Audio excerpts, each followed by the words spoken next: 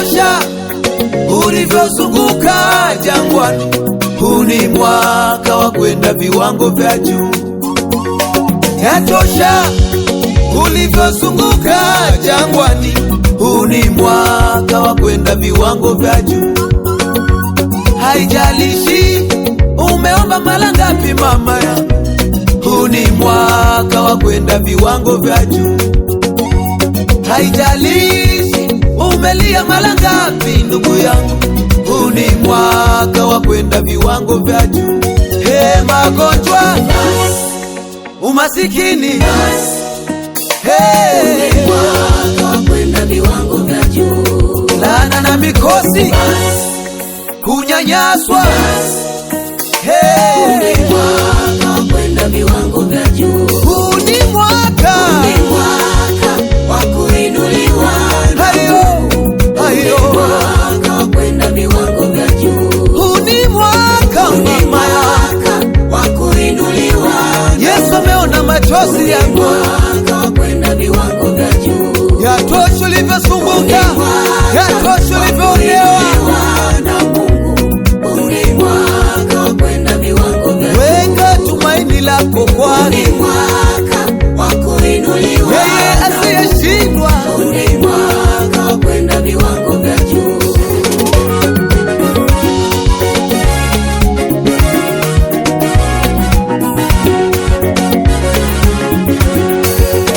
Chochote tunachofanya mtangulize kwanza Mungu kwa maombi. Huu ni mwaka wa kwenda viwango vya juu. Inuka, pambana, usikubali kurudishwa nyuma. Huu ni mwaka wa kwenda viwango vya juu.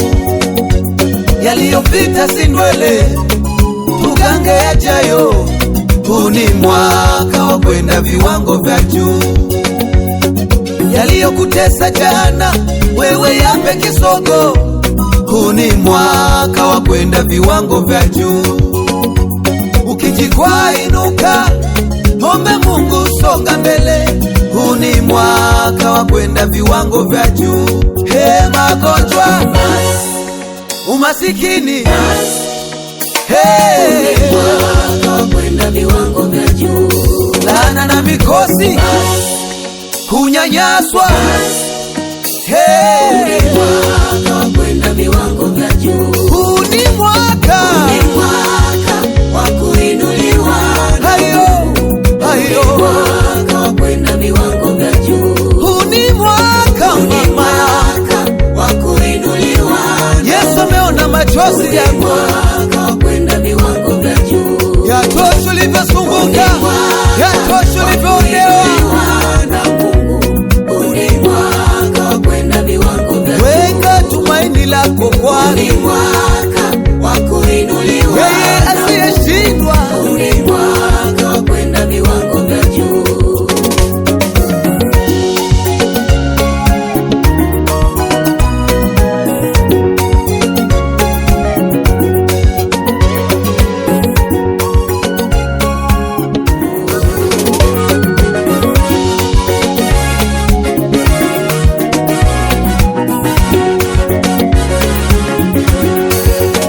Chochote tunachofanya mtangulize kwanza Mungu kwa maombi.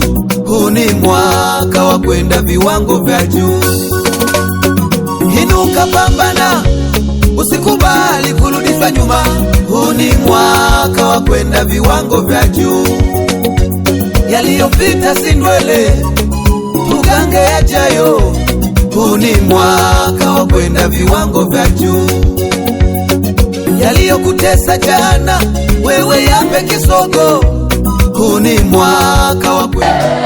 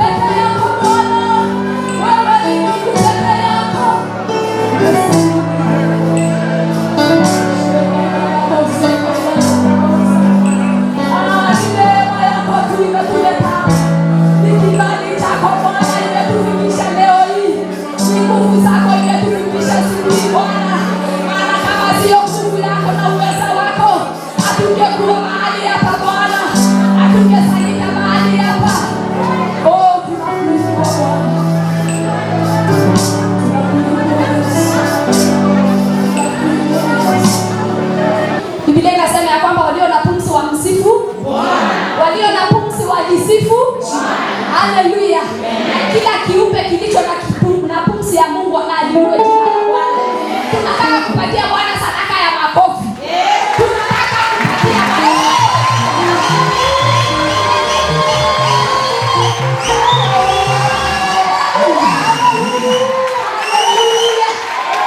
Haleluya. Watu sasa wanaishi. Alafu sisi tumekula. Bwana asifiwe. Sisi tumekula. Ningesongesha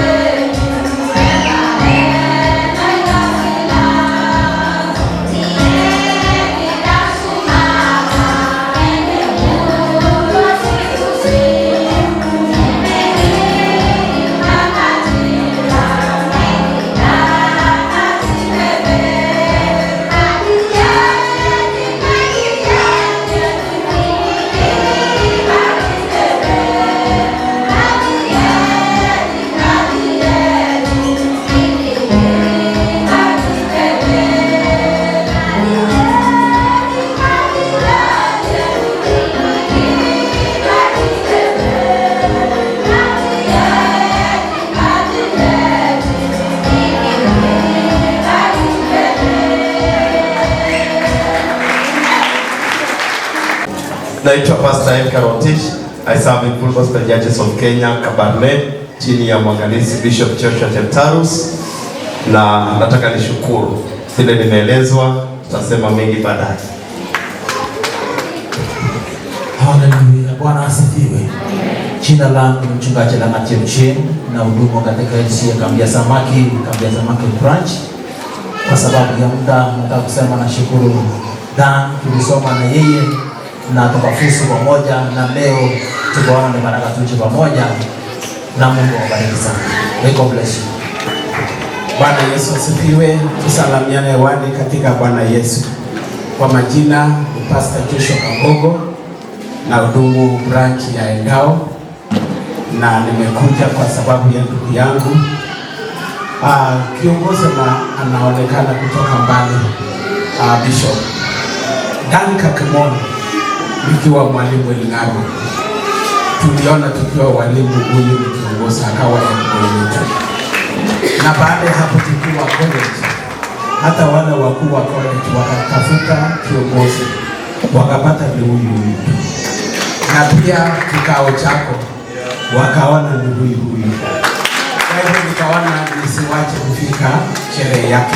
Sema Mungu akubariki sana. Salamu kutoka branch ya Endao na familia yangu. God bless you. Amen. Nilikuwa nimejitambulisha hapo mbeleni, ndio mchungaji Joseph Chebego, Full Gospel Churches of Kenya, Mike Catholic Assemblies, na Bishop ndio karibu nami. Nimefika pia ili niweze kupongeza my colleague Pastor Duncan Kakimon, na niweze kusema pongezi kwake kwa sababu ya jambo hili ambalo linafanyika siku ya leo. Kwa hivyo nyumaye tutasema mengi. Kuna marafiki zake waliosoma pamoja na yeye, wengine wametoka Kibingoni, wengine Koriama, bado watafika. Sema barikiwe. Bwana asifiwe. Bwana Yesu asifiwe. Chapia Yesu mikono jamani. Kwa majina yangu Pastor Vance Modi, nikihudumu katika kanisa la CFC Ndebes chini ya Grace Tamara. Nimeshukuru kwa mtumishi wa Mungu Dan. Mungu akubariki na kutie nguvu katika jina la Yesu. Tendeni katika safari. Ninakuachia fasi katika kitabu cha Hagai 2:4 ili uweze kumtumikia Bwana, kusimama katika neno la Mungu, na Mungu awabariki. Haleluya. Bwana asifiwe. Kwa majina sana naitwa Pastor Joki Mlekachike na hudumu na kanisa la GMF Gospel Mission Fellowship Church. Bwana naitwa Nasira Ndefu Mwarikiwa.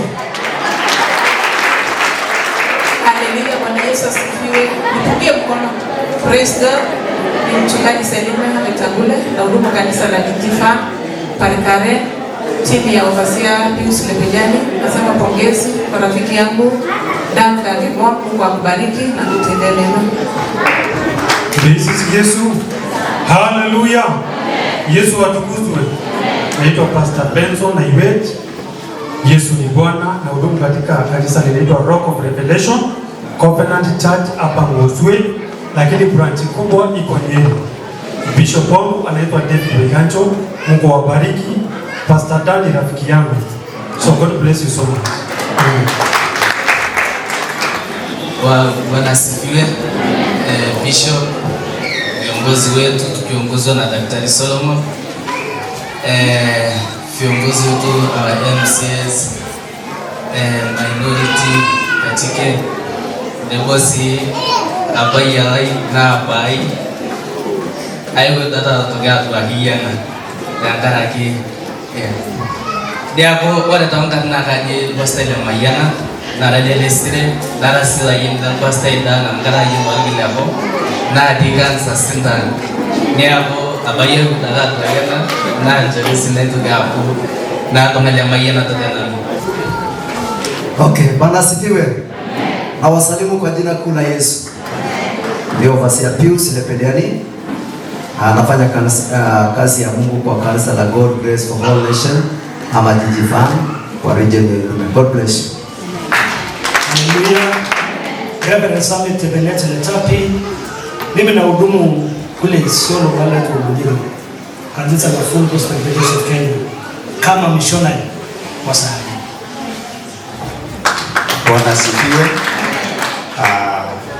Kwa majina ni Vasia Dickson Lebo. Mimi ni ofasia wa Chamus Region na nimekuja kwa sababu ya sherehe yangu na najua kwamba tunapata ya baraka. Kitabu cha Timotheo ya pili 1:6. Ninataka kutia kijana yangu moyo, usifikiria kwamba kazi hii ni nywetu, ni amani tu. Hapana, kuna wakati mgumu, kuna wakati ambao unaanza kuamkiwa na kusumbuliwa na wanadamu, wakati wa pongezi na wakati wa kuitwa majina mabaya. Katika kitabu cha Timotheo wa pili 1 haya yake 6 anasema nini? Kwa sababu hiyo na kukumbusha usiache karama. Nasema vizuri. Kwa sababu hiyo na kukumbusha uichochee. Nilikuwa nimesoma, nimeona kama nimesoma vibaya. Uichochee karama ya Mungu iliyo ndani yako kwa kuwekewa mkono wangu. Maana Mungu hakutupa roho ya uoga, bali roho ya nguvu na roho ya upendo na moyo wa kiasi. Bwana asifiwe. Chochea karama. Umechochea ya uimbaji na imefanya kazi na imebariki watu wengi sana. Hata sasa shughuli yote bila ulioimba hapa waliimba nyumba yako tu. Watu wengi wanaimba nyumba zako. Imebariki watu wengi sana. Lakini sasa nataka sema karama iliyo ndani yako. Karama ya uchungaji, huduma ya uchungaji ambao Mungu anataka kutumia hiyo kwa baraka kwa watu wengi na kukupeleka mbali. Anasema usiache kutumia karama. Tumia karama yako. Bwana asifiwe. Wakati wowote katika jina la Yesu Kristo. Bwana asifiwe. Kanisa tusimame. Mimi nimemaliza mawasili. Ninataka nimpalizie adili ya neno la Bwana. Huyu kwani, huyu mtumishi wa Bwana nataka palisia kona rasmi. Tukishangilia na Baba. Jina la Baba, jina la Mwana, palisia mtumishi wa Bwana, na kwa jina la Roho Mtakatifu. Huyu mtumishi wa Bwana palisia leo mbele ya kanisa, mbele ya watu ya Mungu, mbele ya viongozi.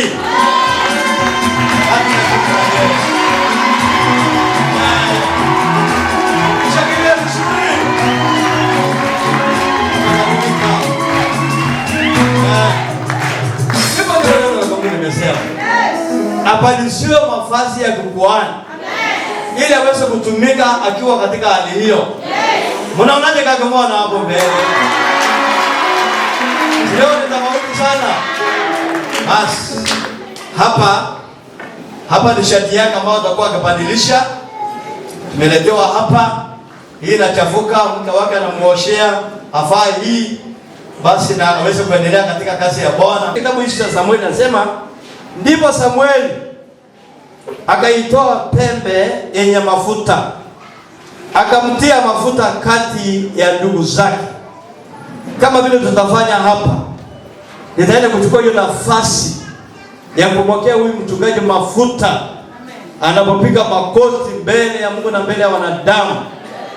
Na Biblia inasema kwamba mbele ya ndugu zake, nami nitamwekea mafuta mbele yenu, mbele ya watu ya Mungu, mbele ya marafiki, mbele ya viongozi, kwa jina la Yesu. Bwana asifiwe. Wacha nirudie hiyo. Ndipo Samueli akaitoa pembe yenye mafuta, akamtia mafuta kati ya ndugu zake, na roho ya Bwana ikamjilia Daudi kwa nguvu tangu siku ile. Bwana asifiwe. Basi Samueli akimaliza hiyo kazi akaondoka, akaenda kwake Rama, maana amemaliza kazi. Hata mimi nitakapomaliza kazi hapa nitaondoka kwenda kwangu. Sitabaki hapa na wewe. Taenda kwangu. Hata jibu taenda kweli. Kwa hivyo hivyo ndivyo tunafanya na mafuta hii. Biblia inasema kwamba alipomwakiwa mafuta, roho ya Mungu akaja juu ya Daudi ili apate uwezo ya uongozi ya kuongoza taifa la Waisraeli. Asiongoze kwa akili yake, kwa mawazo yake, lakini aongoze kadiri ya mapenzi ya Mungu. Hata huyu mtumishi wa Mungu leo ambao tunamwakia mafuta, tunataka Mungu amuongoze, atende kadiri ya mapenzi ya Mungu, asiende kando ya neno la Mungu. Hapo ndipo utakapofanikiwa na Mungu atafanikisha njia zako na atafanikisha huduma yako. Roho Mungu atakupeleka mbali. Kazi tunayofanya ya kuweka wakfu, Mungu atakupeleka mbali. Mungu atakuinua. Asante. Basi ninamwakia mafuta hii. Ninamwakia mafuta ambao ni mpana Roho Mtakatifu.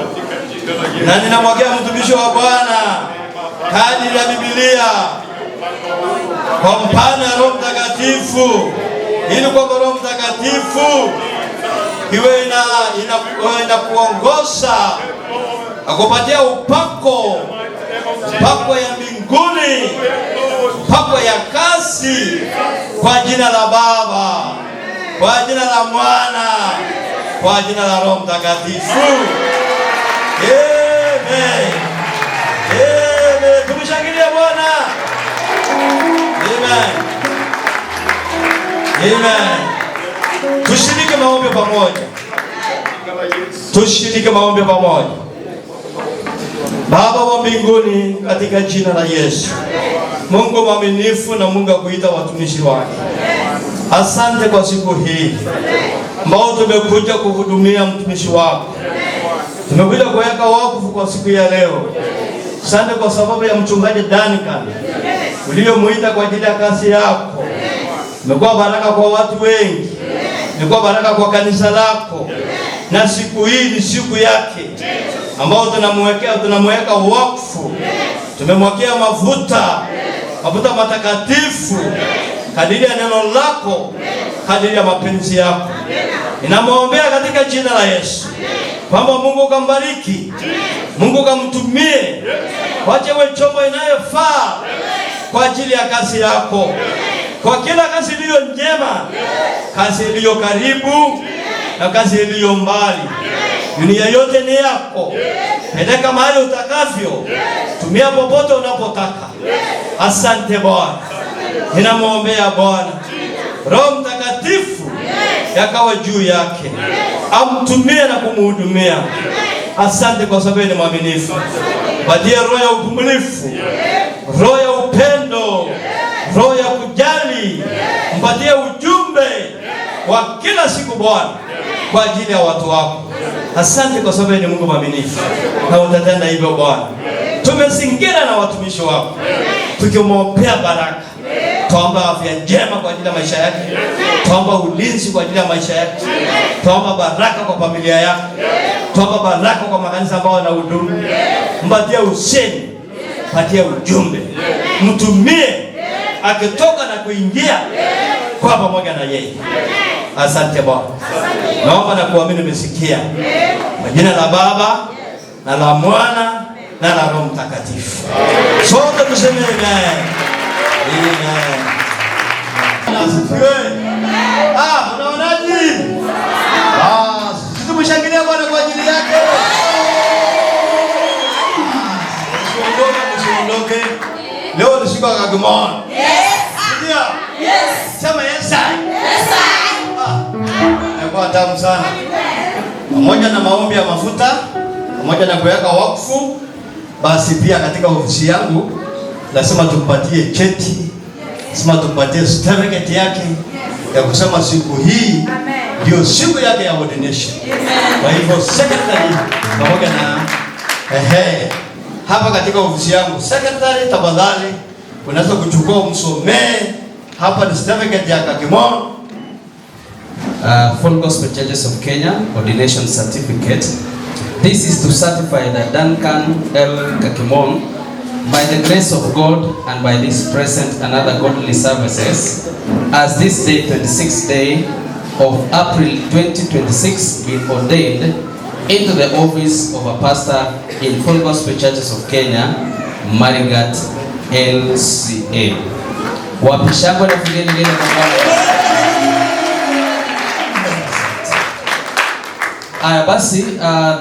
it has been signed by Bishop Samuel Ole Pileni, that is the senior pastor, Marigat Local Church Assembly, and also signed by Elder Cliff Chepcheng, Secretary, Marigat Local Church Assembly.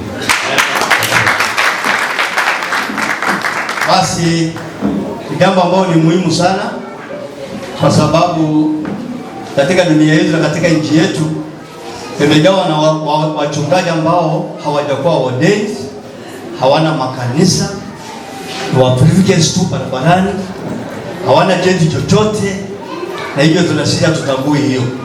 Tunatambua mtu ambao amebarikiwa rasmi mbele ya kanisa lake, ako na certificate na hapo na mambo yake yote yamepitia kwa kanisa. Tumshangilie Bwana kwa ajili ya haya. Kwa hivyo nafasi yangu tena nyingine niweze kumkabidhi ndani katika kama ya mchungaji wa kanisa hili la Lang'aro na Moswe apate certificate yake rasmi na wapokee pamoja na mke wake pamoja. Tukishangilia kabisa certificate yako. Wako kamera wako wapi? Hii sheria rasmi ya huyu mtumishi wa Bwana. Mungu akubariki sana. Pokea certificate yako ya ordination yako kwa jina la Yesu. Amen. Pokea Biblia. Kamera wako wapi? Asante. Kwa jina la makofi anapofika. Hata mimi siwajui wengine kama wewe mimi sijui. Huyo mwingine namjua, tulikuwa naye kanisa hili. Basi. Kumbe wako ti. Baada wanakuja. Kwa jina makofi mwingine. Hata huyo nakaa Mkamba. Bado naona kama huko kama Mkamba. Maana kama ni Mkamba. Baada taraka Mungu na Wakamba. Basi. Sio hata hiyo laini yote imekuwa sawa. Sipatie makofi basi. Hawa ndio wasasi, mchungaji wetu, na hawa ndio wadada zake, na hawa ndio wandugu zake. Siwabarikiwe sana. Tumalizie hapo. Asante mzee, na sasa niketi chini hakuna kuongea. Ya kwanza, Pastor Duncan alikuwa mwanafunzi wa Bible College ya Rift Valley Bible College, ambaye mimi ni mmoja wa board mahali pale, na nimekuja kuwakilisha board. Tulikuwa na mkutano juzi on Friday na walituma congratulations kwa Dan. You are just a unique person. Nilikujua ukiwa kijana mdogo. Wewe ni mwimbaji, wewe ni pastor, wewe ni mume, wewe ni baba. Neno la Mungu linasema ati wakati wako tu ukifika, hata mapepo haiwezi zuia. Sisi tumefurahi sana sababu Dan ni mmoja wetu. Nafikiri kama wasee wa Lang'aro wangeamka hapa, Dan nafikiri ungefurahi sana, kwa sababu viongozi wote wa Lang'aro nafikiri wako hapa, kwa sababu wewe ni mmoja wetu, na leo tena umekuwa pastor wetu na umekuwa kiongozi wetu sana wa Yanga. Sotoa pongezi sana. Mimi nasema Mungu akubariki. Dana, wewe ni mtu ambaye kutoka mbali. Na ni mtu ambaye ushuhuda yako iko inajulikana. Kwa hivyo kile ambacho tunakuombea ni kwamba you build your career katika nyumba la Mungu ili uende zaidi kwa kutoka mahali huko sasa. Kwa hivyo ushuhuda ya Dan ilianza tangu mimi nianze kufunza yeye mpaka wakati nilimaliza ualimu mpaka wa leo. Kwa hiyo mambo yake yote mimi huwa naweka kwa ile na download kwa ile YouTube, I follow you. Sasa shikilia kwa sababu umekuwa role model ya watu wengi. Kwa hivyo leo ongeze Dan. Naongeza familia na wote Elnarwa. Sisi kama family tuko na furaha sana kwa sababu ndani yetu kama family tuko na pastor ambaye anaombea hii familia yetu na wananchi kwa ujumla. Sijui watu wa family kama iko hapa. Hebu msimame familia ya Kakimondo wote wako hapa. Hata George hapo. Hebu msimame wale wanakuja. Yeah. Pongezeni sana ndio chochote. Dan akiwa Mkristo. Na sijawahi ona Dan kama amebackslide. Nimeona tu akiwa Mkristo kutoka akiwa mtoto. Kutoka akiwa Sunday school. Mpaka sasa akafika mahali amefika. Na ndugu yangu Dan, ningependa kukuambia ya kwamba Mungu anakupeleka mbali. Nakusalimu katika jina la Yesu. Kwa jina mimi naitwa Duncan Lekakimon na mimi ni mchungaji wa kanisa la Full Gospel Churches of Kenya na hudumu mahali inaitwa Elnarwa na Ngoswe mahali inaitwa Bethel Church. Na hii ni siku ambayo sijawahi ona siku kama hii. Mimi mwenyewe tangu nilipopata wokovu sijawahi fikiria kwamba kuna siku moja nitaweza kuingia katika huduma ama ya utumishi, lakini nashukuru Mungu kwa sababu ya mwito ambao ameweka ndani yangu. Nilianzia maisha ya wokovu nikiwa mtoto, nikiwa tu Sunday school, nikiwa naenda nifunzwe na walimu wangu, na kabla sijaelewa umuhimu wa wokovu ama maana ya wokovu ni nini, niliendelea kukaa tu katika kanisa, endelea kuhudhuria ibada bila kuelewa aswa wokovu ni nini. Lakini nilipofikia mwaka wa 2005 ndio wakati nilipopata kufunuliwa ama kujua kupitia mhubiri mmoja katika kongamano kubwa ambalo tumekuwa kama Ichamus, na nikaweza kujua kwamba kuna utofauti ya kuwa tu mtu mwenda kanisa na mtu ambaye amekombolewa ama kuokolewa na Yesu ama kuokolewa. Na hivyo ndio nikajua kuna tofauti ya kuwa mtu ambaye tunaita kwa Kiingereza church goer na mtu ambaye ameokolewa ama kusamehewa dhambi. Hivyo ndio wakati huo nikakubali na nikampokea Yesu awe mwokozi maisha wangu. So nikawa naendelea na huduma ya kufanya kifunza Sunday school. Hata na mimi baada ya kufunza Sunday school nikawa kiongozi wa vijana, na baada ya kuwa kiongozi wa vijana kupitia neema ambayo Mungu amenipa na uongozi wa kanisa, kwa wakati huo nikaona ya kwamba ninaweza kuwa na uwezo ya kuongoza ama kusaidia katika uongozi ya kanisa. Nikapewa nafasi ya kuhudumu kama shemasi, na hivyo Mungu alipoona kwamba naweza kufanya pia hiyo kwa uaminifu ambaye ni kwa neema yake, nikaweza kuitwa katika huduma hii ya uchungaji mwaka wa 2022. Hiyo ndio wakati niliweza kupata barua rasmi kwamba kuanzia wakati huo nianze kuhudumu ikiwa assistant pastor ama msaidizi wa mchungaji. Na hivyo kwa neema ya Mungu nikaendelea kutumikia Mungu kwa uaminifu, na baada hiyo kanisa pia kupitia uongozi ya mtumishi wa Mungu Bishop Samuel Lepelian ikaweza kunisimamia kwenda shule ya Biblia ambayo iko pale Rift Valley Bible College Solian, na hiyo ndio wakati niliweza kwenda kuchukua diploma ama kusoma diploma yangu, na ninashukuru Mungu nikaweza kufusu mwaka wa 2025 baada ya kumaliza miaka mitatu, na hivyo basi baada ya Mungu kuniwezesha kugraduate siku hiyo, nikawa pia nikapata nafasi ya kufanyiwa ordination. Na ninapoongea siku ya leo, siku ya tarehe 26 ndio siku ya ordination rasmi yangu, na ninashukuru Mungu kwa sababu ya neema ambayo amenipa kupitia uongozi wa kanisa letu, na vile vile marafiki na pia kanisa la Mungu, wachungaji, watumishi wa Mungu, kwa kunishika mkono ili kuweza kutimiza ile ndoto yangu na ama ile mwito ambaye Mungu ameweka ndani yangu. Hivyo basi nikashukuru Mungu kwa sababu ya wale pia ambao wameweza kusimama na kunishika mkono kwa hiyo shughuli yote. Nilipopata ile habari kwamba nitafanyia ordination hiyo, ibidi nikaweza kutafuta hata marafiki kwamba waniwezeshe kwa sababu ya ile kupokea wale wageni wangu, na siku ikakuwa vizuri sana. Nimefurahi mimi pamoja na jamii yangu. Ninashukuru Mungu kwa sababu kama hiyo jamii haingenishika mkono, mke wangu ambaye ni Joan, Mungu alitubariki pia na watoto wetu watatu, Manase, Goodness pamoja na Liam. So Mungu alinibariki kuwa na jamii mzuri ambaye kila wakati wamenishika mkono. Vile vile wazazi wangu ninawashukuru sana kwa sababu walipoona kwamba nina mwito huo, hawajanikasia ama hawajaona kwamba nimechukua mkondo tofauti, lakini wameweza kunisupport, kutoa hata fedha zao, mali zao, ili waone ya kwamba nimeweza kufika katika ile ndoto ama mwito ambaye Mungu ameweka ndani yangu.